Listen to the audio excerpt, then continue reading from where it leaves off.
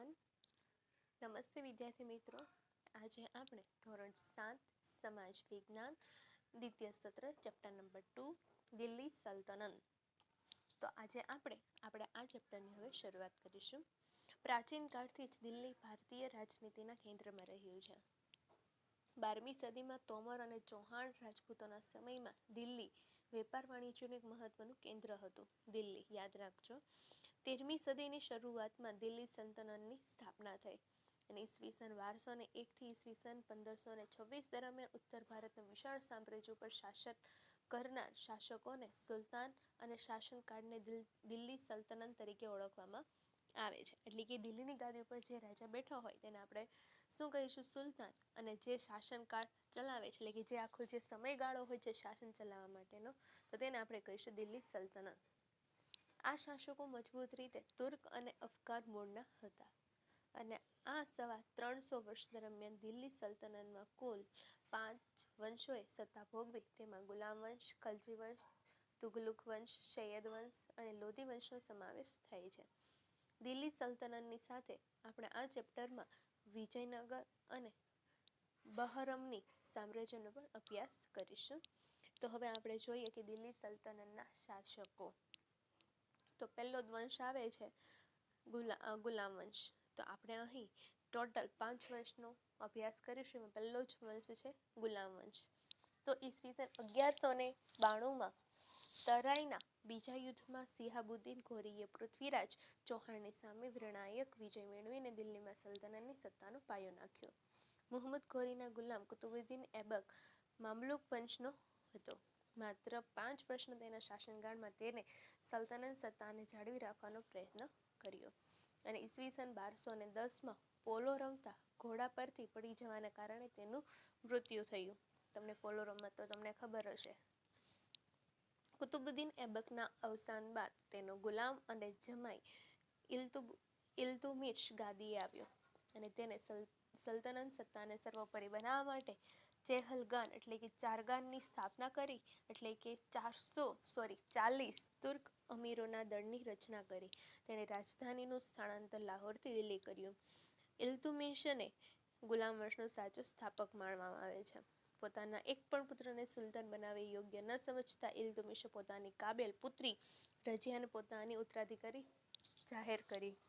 ઇલ્તુમિશના અવસાન થોડા બાદ તેની પુત્રી રઝિયા સુલતાનના ગાદીએ આવી, જે દિલ્હીના ગાદીએ આવનાર પ્રથમ મહિલા શાસક હતી. એ સમયના ઇતિહાસકાર મિન્હાજ-એ-સિરાજે કહ્યું હતું કે રઝિયા સુલતાનના બધા જ ભાઈઓમાં સૌથી વધુ કાબેલ અને સક્ષમ હતી અને આમ છતાં એક મહિલા શાસકકર્તા તરીકે માન્યતા મળવી મુશ્કેલ હતી અને દરબારીઓ પણ તેને સ્વતંત્ર શાસક તરીકે સ્વીકારવા રાજી ન હતા.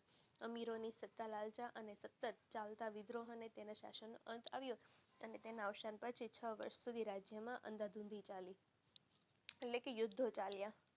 અમીરોએ ઇલ્તુમિશના પુત્ર નાસિરુદ્દીન દિલ્હીની ગાદીએ બેસાડ્યો અને 21 વર્ષના તેના શાસનકાળ દરમિયાન તેનું અવસાન થતાં ગિયાસુદ્દીન બલબન ગાદીએ આવ્યો અને તેને ચેહલગાન દળનો નાશ કરી શાસનતંત્ર પરથી અમીરોની પકડને હળવી કરી અને તેણે રાજાનું સ્થાન વધુ મજબૂત બનાવ્યું અને બલબન સાહિત્ય અને કલાનો પોષક પણ હતો. 22 વર્ષના તેના શાસનના થોડા સમય બાદ દિલ્હી સલ્તનત પર ખલજી વંશની સ્થાપના થઈ. તો હવે આવે છે ગુલામ વંશમાંથી હવે થાય છે ખલજી વંશ. તો જલાઉદ્દીન ખલજી વંશના શાસનની શરૂઆત થઈ. જલાઉદ્દીન 6 વર્ષના શાસન બાદ દિલ્હીની ગાદીએ મહત્વાકાંક્ષી સુલતાન અલાઉદ્દીન આવ્યો. તેણે ઉત્તર ભારત, ગુજરાત, દક્ષિણ ભારતમાં વિજય પ્રાપ્ત કરી સામ્રાજ્યનો વિસ્તાર કર્યો. દિલ્હીમાં સ્થાયી સેનાની શરૂઆત કરી અને તેણે સૈન્યના ઘોડા સૈનિકોની વિશિષ્ટ ઓળખ માટે ડાગ અને ચહેરા પદ્ધતિની શરૂઆત કરી અને આ ઉપરાંત ભાવ નિયમન, બજાર નિયંત્રણ, સંગ્રહખોરી નિયમન જેવા વહીવટી સુધારા પણ કર્યા. અલાઉદ્દીન ખલજીના અવસાન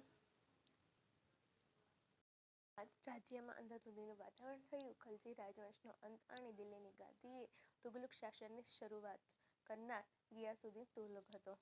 હવે વંશ આવે છે તુગલક વંશ. તુગલક વંશ દરમિયાન મુહમ્મદ બિન તુગલુક એક પ્રતિભાવાન સુલતાન થયો અને તેણે તેના સમયમાં કેટલીક યોજનાઓ અમલમાં મૂકી, જેમાં દિલ્હીની દૌલતાબાદ રાજધાનીનું સ્થળાંતર પ્રતીક મુદ્રા પ્રયોગ વગેરે તેની જેવી યોજનાઓનો સમાવેશ થાય છે. પરંતુ મોટાભાગની યોજનાઓમાં વ્યવહારિકતાનો અભાવ તેમજ તબક્કાવાર અને આયોજનબદ્ધ અમલીકરણના અભાવના કારણે નિષ્ફળ ગઈ અને તેથી ઇતિહાસમાં આ યોજનાઓ તરંગી યોજનાઓ તરીકે સ્થાન પામી. મુહમ્મદ તુગલુકના સમયમાં આફ્રિકન મુસાફર ઇબ્ન બતુતા ભારતની મુલાકાતે આવેલ મુહમ્મદ તુગલુક બાદ તેનો પિતરાઈ ભાઈ ફિરોઝ શાહ તુગલુક ગાદી આવ્યો અને ફિરોઝ શાહ તુગલુકના અવસાન બાદ તૈમુર લંગે દિલ્હી પર આક્રમણ કર્યું, જેથી સત્તાનો પાયો હચમચી ગયા અને તુગલુક સત્તા મર્યાદિત બની. હવે વંશ આવે છે સૈયદ વંશ. તો સૈયદ વંશ એટલે કે તુગલુક વંશના શાસન બાદ ખિજખાએ સૈયદ વંશની સ્થાપના કરી અને સૈયદ વંશ બાદ બહલોલ લોદીએ લોદી વંશની સ્થાપના કરી અને બહલોલ લોદી સલ્તનતનો પ્રથમ અફઘાન શાસક હતો. લોદી વંશનો અંતિમ બાદશાહ ઇબ્રાહિમ લોદી હતો. તેણે 1521માં બાબર સામે પાણીપતના પ્રથમ યુદ્ધમાં તેનો પરાજય થયો અને સલ્તનત યુગનો અંત આવ્યો અને મુગલ શાસનની શરૂઆત થઈ. હવે જોઈએ રાજ્ય વ્યવસ્થા. તો ઈસવીસન 13મી સદીમાં સ્થપાયેલ દિલ્હી સલ્તનત ભારતમાં રાજ્ય શાસન વ્યવસ્થાની દ્રષ્ટિએ વિશિષ્ટ હતું. દિલ્હી સલ્તનત શાસનના કેન્દ્રમાં સુલતાન હતો. સુલતાનની સત્તા સર્વોપરી ગણાતી, જે સર્વોચ્ચ સેનાપતિ અને કારોબારીનો સર્વોચ્ચ વડો અને સર્વોપરી ન્યાયાધીશ પણ હતો. સુલતાનને મદદ કરવા માટે એક મંત્રીમંડળ હતું.